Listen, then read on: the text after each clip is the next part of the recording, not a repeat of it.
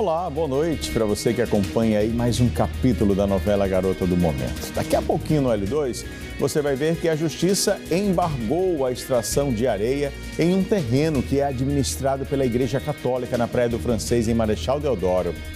As festas noturnas nas piscinas naturais de Pajuçara preocupam os ambientalistas. A polícia concluiu o inquérito da morte da técnica de enfermagem em Viçosa. Você vai ver também que a UFAL adotou medidas para garantir a segurança de estudantes e servidores no campus Maceió. E ainda Alagoas teve um crescimento no número de empregos com carteira assinada em 2024. No futebol, o CRB anunciou novos reforços para esta temporada. Tudo isso e muito mais no L2, que começa logo depois da novela das 6, que eu espero por você. Até já.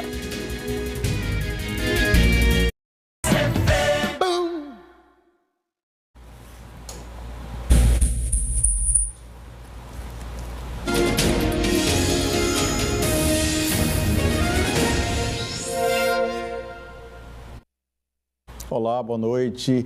A Justiça suspendeu a extração de areia em Marechal Deodoro, no litoral sul do estado. O terreno pertence a uma fundação católica que solicitou a intervenção judicial, mas a mineradora continua com as ações de exploração da área.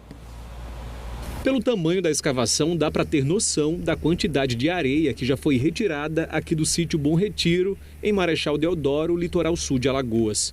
O terreno fica às margens da AL-101 Sul e pertence à Fundação Leobino e Adelaide Mota, administrada pela Arquidiocese de Maceió. Esse terreno e vários outros imóveis, isso nos anos 80, né? O Dr. Melo Mota faleceu nesse período, então ficou como patrimônio da Fundação. Só que a Fundação é mais antiga, ele criou bem antes.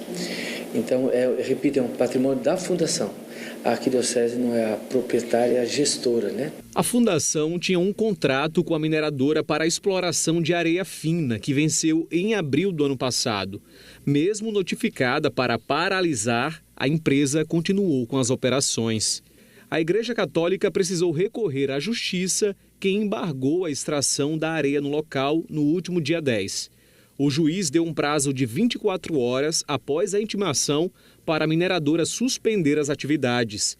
Em caso de descumprimento, a empresa pode ser multada em até R$100 mil. Mas a decisão não vem sendo cumprida. As máquinas continuam aqui no local. Hoje foi assinado um contrato com a empresa de segurança para evitar que a mineradora continue extraindo areia aqui do sítio Bom Retiro.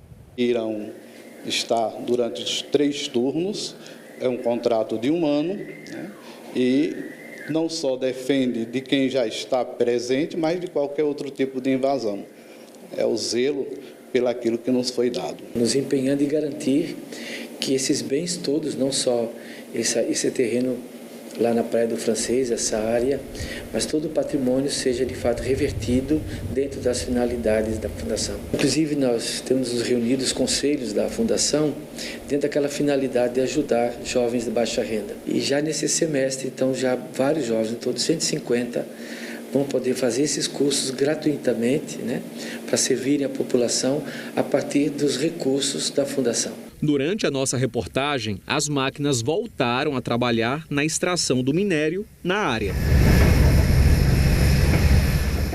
O gerenciamento de crise da Polícia Militar explica como vai ser feita a desocupação no sítio Bom Retiro, em Marechal Deodoro. A determinação da Justiça cita lá a desocupação imediatamente, sem prazo pré-estabelecido. No entanto, na nossa comunicação com eles, iremos deixar claro que aquele tempo que eles têm tem que ser o mais breve possível.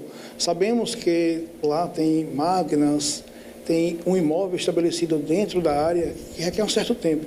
E aí, mas nesse certo tempo eles devem desocupar assim da melhor forma possível. A partir daí, sendo feita a desocupação, a empresa de segurança é responsável, dali por diante, pela preservação do local, pela contenção ali daquele local, ela irá dar continuidade àquele local já depois de desapropriado. Em nota, a defesa da mineradora informou que as operações na área estão amparadas por decisão judicial anterior e vigente. E que essa determinação da segunda vara civil da capital, de dezembro do ano passado, autoriza a continuidade da extração até o fim da vigência da licença em novembro deste ano. A empresa disse ainda que qualquer decisão posterior não altera essa, pois o juízo da quarta vara não detém competência para o caso e que já informou a Justiça sobre a ação anterior.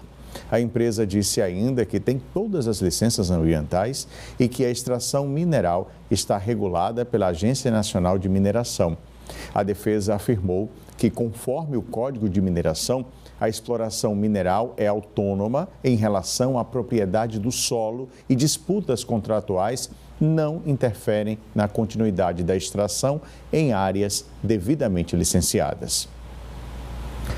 As festas noturnas nas piscinas naturais de Maceió têm gerado preocupações entre os ambientalistas. É que essas atividades podem comprometer a saúde dos recifes de corais. É o que a gente vai conversar agora com o Silas Emanuel. Silas, muito boa noite. Que tipo de problema esse tipo de atividade pode trazer? Boa noite para você. Oi, Felipe, boa noite para você e para todos que nos assistem, né? São vários tipos de problema, como por exemplo o excesso de luz artificial pode mudar ali a rotina daquele ecossistema, né? Esses corais eles podem ser quebrados pela ação humana ou até mesmo o descarte irregular de lixo, né?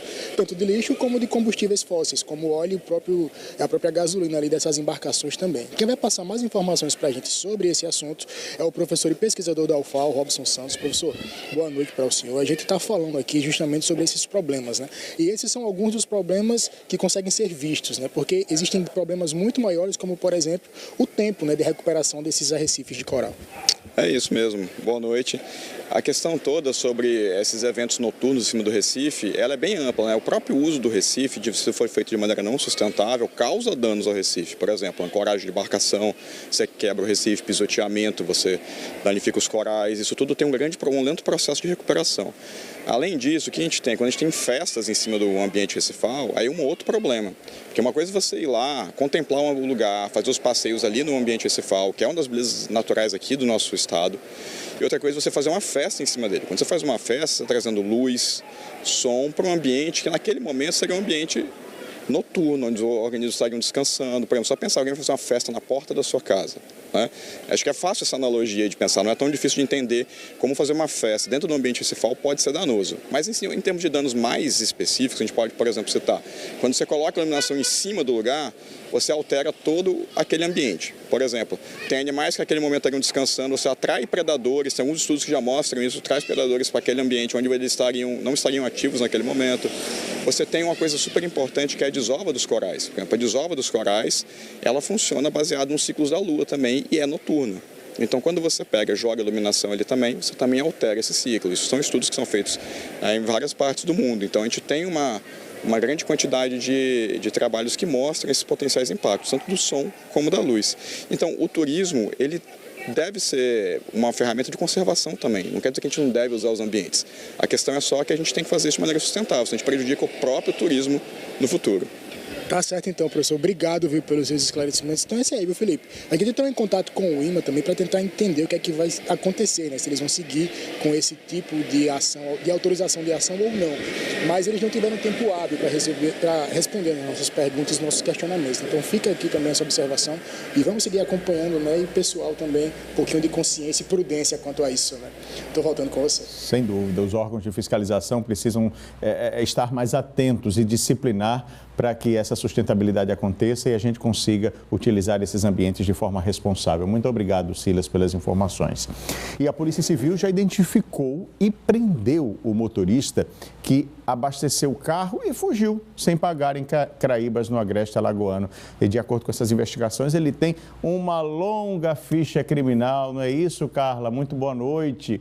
Ele parece que já prestou depoimento. Qual foi a desculpa?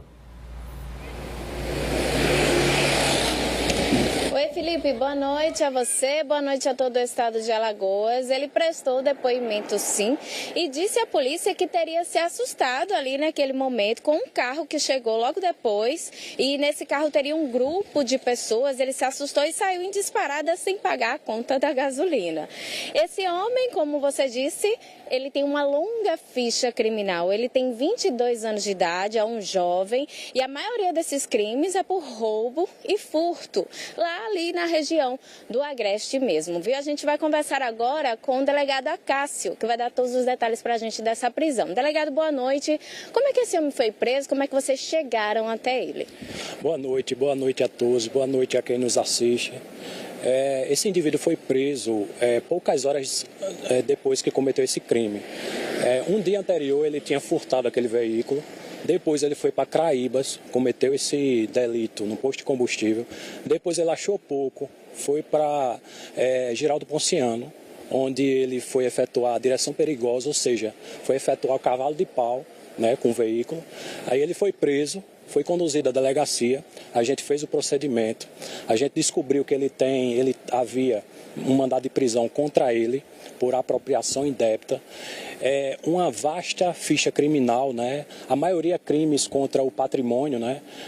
Crimes de furto, roubo, até estelionato ele tinha também, esse de apropriação indébita e muitos outros. Então, cerca de 24 ocorrências contra ele, né, criminosas. Então a gente autuou esse indivíduo, ele está à disposição da justiça, ele não foi liberado na audiência de custódia, ele continua à disposição da justiça e o que a gente puder fazer, eu como delegado, a minha equipe, trabalhar junto ao judiciário, junto ao Ministério Público, para poder deixar esse indivíduo preso, a maior parte do tempo a gente vai fazer. Muito obrigada, delegado, pelas informações. Lembrando que esse é o segundo crime, viu? Dentro de 30 dias, bem parecido como esse, aconteceu também lá em Craíbas, no mesmo posto, só que a polícia ainda não conseguiu identificar, né, quem cometeu esse crime, esse roubo ali de furto de gasolina, porque o carro ele não tinha placa, estava sem placa, né? O veículo estava sem placa, então a polícia continua ainda investigando esse caso, viu, Felipe? Volto com você aí no estúdio. Boa noite. Muito obrigado, Carla. Muito importante essa resposta ágil da polícia,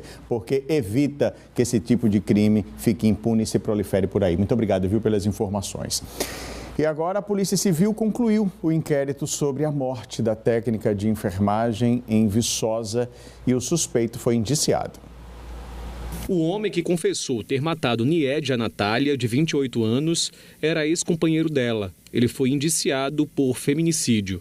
O indiciamento do autor do ilícito se deu pelo crime de feminicídio duplamente majorado, tendo em vista que não houve possibilidade de defesa da vítima e o fato também foi praticado na presença de sua filha menor de idade. Niédia foi assassinada a facadas dentro de casa no dia 26 desse mês. Ela chegou a ser socorrida, mas não resistiu. O suspeito foi preso em flagrante e disse que tentou matar um homem que estava com a vítima e, sem querer, atingiu Niédia. Essa versão foi contestada pela família. O inquérito foi encaminhado hoje à Justiça. A UFAL informou hoje que adotou algumas medidas para aumentar a segurança no campus de Maceió. Ontem, os cursos de Relações Públicas, Filosofia, Biblioteconomia, Dança e Teatro suspenderam as atividades acadêmicas presenciais durante 15 dias por causa da insegurança, além da suspeita de tráfico de drogas no Instituto de Ciências Humanas, Comunicação e Arte, o ISCHICA. Em nota, a reitoria da universidade informou que ampliou a segurança privada na unidade e também determinou a abertura e o fechamento de salas, além da flexibilização do horário de trabalho dos servidores.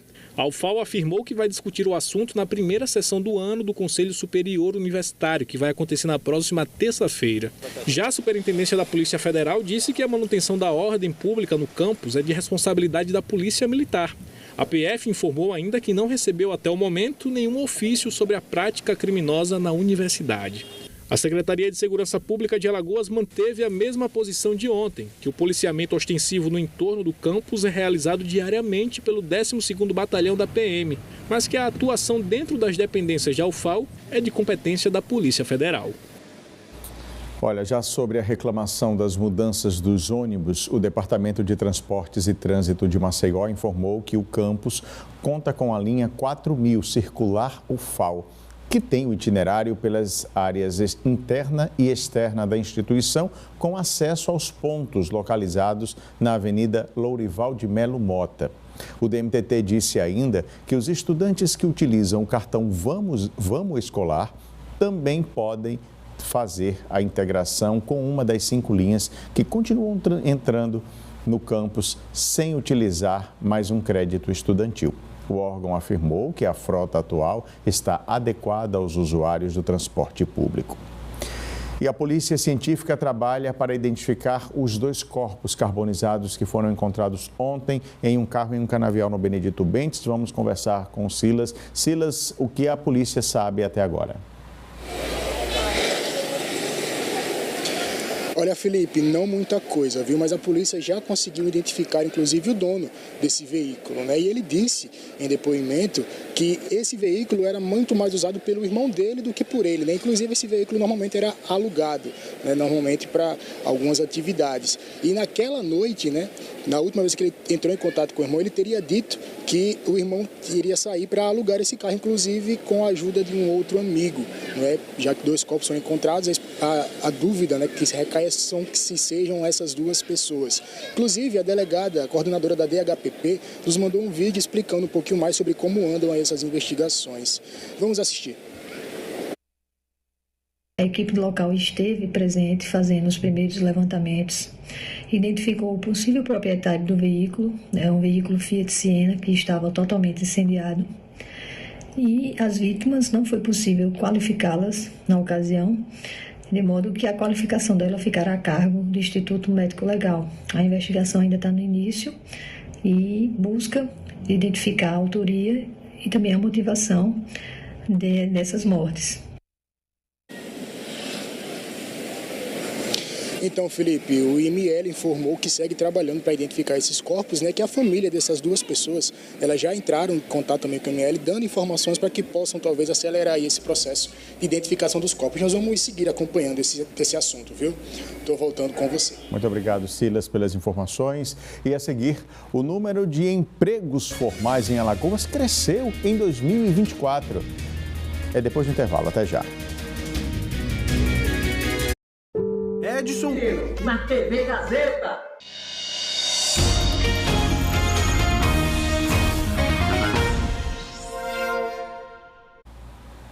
Agora eu vou te fazer um convite. É que começa nesse sábado às 10:50 da manhã, o mais novo telejornal da Globo, o Bom Dia Sábado. É um jornal com notícias do dia, prestação de serviço e tudo o que o brasileiro precisa para se manter bem informado. Vamos falar dos assuntos que interferem no dia a dia de todo brasileiro. E transporte público tem tudo a ver com isso. Vambora? Como é o ônibus aos sábados? É bem lotado. É? Parece dia normal. E para muita gente é mesmo um dia de trabalho como outro qualquer. Aqui a gente começa às 8, vai até às 5, 6 horas trabalhando. Por isso é importante se manter bem informado. E o Bom Dia Sábado, que estreia amanhã logo cedo, vai trazer para você os assuntos que mexem com o nosso dia a dia. Que tipo de notícia é importante para a senhora no sábado de manhã? Notícia relacionada ao Brasil e ao mundo, né? Eu moro quase perto de 7 Lagoas, em Ribeirão das Neves, que é um lugarzinho muito sofrido também. Então eu acho que tem que estar olhando muito isso. Uma equipe com centenas de profissionais trabalhou nos últimos 2 meses para criar um novo jornal que vai estar ao seu lado nos sábados de manhã. É aquele momento que a gente acorda de manhã, tranquilo, senta no sofá, toma um bom café e acompanha as primeiras notícias do dia. O Bom Dia Sábado vai ter um jornalismo dinâmico. O cenário e as artes do novo jornal vão ajudar a informar sem deixar de lado a leveza e a descontração. A gente quis aliar a tecnologia, né, que é a marca registrada da nossa cenografia, que é justamente a gente ter a cenografia trabalhando junto com o grafismo para ajudar na narrativa visual. Mineiro não vive sem queijo e não vive sem um bom doce de leite? Não é verdade? Tudo de bom, uai. Sábado tem que começar assim, com um cafezinho. Cafezinho de manhã, o dia tá ruim. Eu já tô ligado. Marcelo e Sabina, Simonato vão estrear o Bom Dia Sábado. Tô esperando você, hein? Vamos acompanhar. A Justiça condenou um integrante da torcida organizada do CRB a mais de 20 anos de prisão por assassinar um torcedor do CSA. José Cláudio Lopes dos Santos Júnior foi condenado a 18 anos e 9 meses de reclusão por homicídio duplamente qualificado e recebeu ainda uma pena adicional de 2 anos e 1 mês pelo crime de disparo de arma de fogo. Ele foi responsável pela morte de Cleberson da Silva Aureliano em outubro de 2017.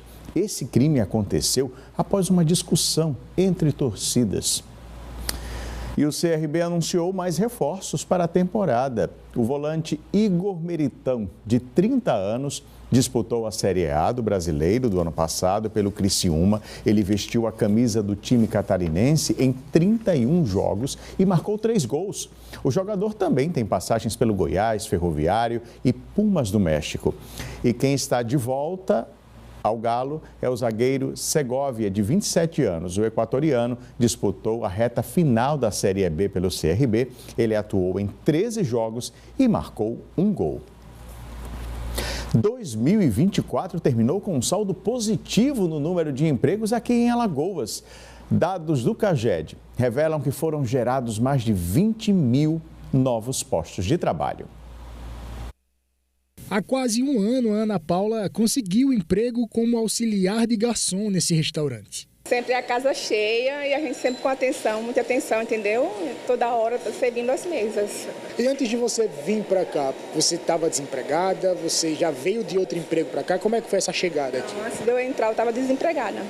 O Gustavo chegou aqui há quase 4 meses e o que era um contrato de experiência acabou se tornando uma contratação fixa. Gostar do meu trabalho e tudo, aí a perspectiva é crescer na casa. A gente entra como garçom, mas aí vamos chefe de fila, maître.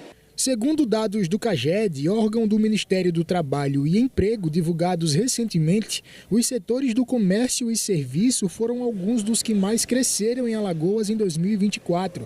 Só bares e restaurantes, por exemplo, fizeram mais de 1.000 contratações formais. E geralmente, no final do ano, né, que chega a temporada, e faz com que a gente, o aumento do turismo, né, essa rotatividade, faz com que a gente contrate mais pessoas, funcionários, né? E com isso a gente tenta também mantê-lo com qualificações, treinamentos, para que também no início, após a temporada, né, a gente não demita, né, e aproveite os próprios funcionários. E durante todo o ano passado, Alagoas conseguiu criar mais de 20 mil postos formais de trabalho, um número que é 4,5% maior do que o se comparado a 2023. Isso significa um saldo positivo para toda a economia do Estado. Primeiro porque esse dado do ano passado, ele vem se somando, vai se somando aos números que chegam desde 2021. É o 4º ano consecutivo de números extraordinários positivos para a economia alagoana. Em 2021 nós tivemos 30 mil e a partir de 2022, em média, 20 mil. O que resulta nesses 4 anos na criação de 93 mil novos postos de trabalho.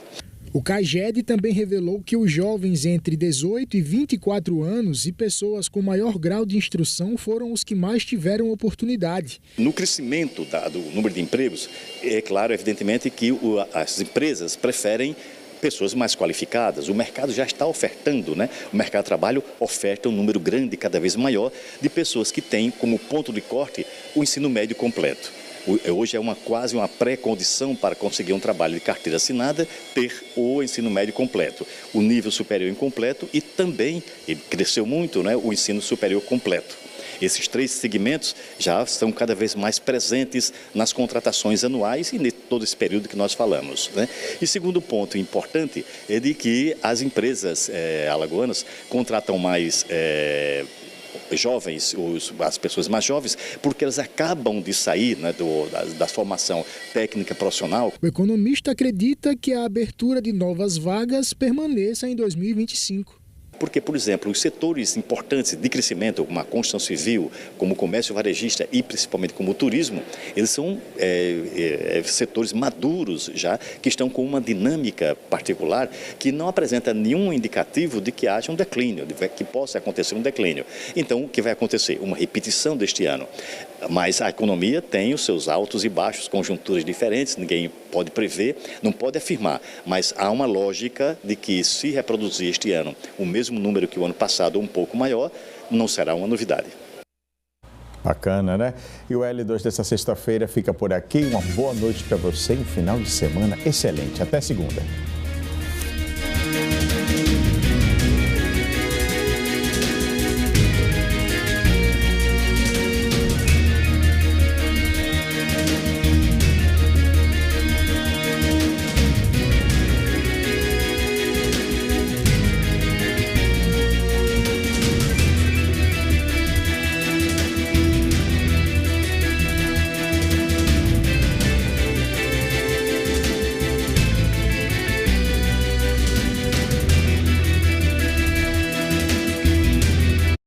Eu recebi uma missão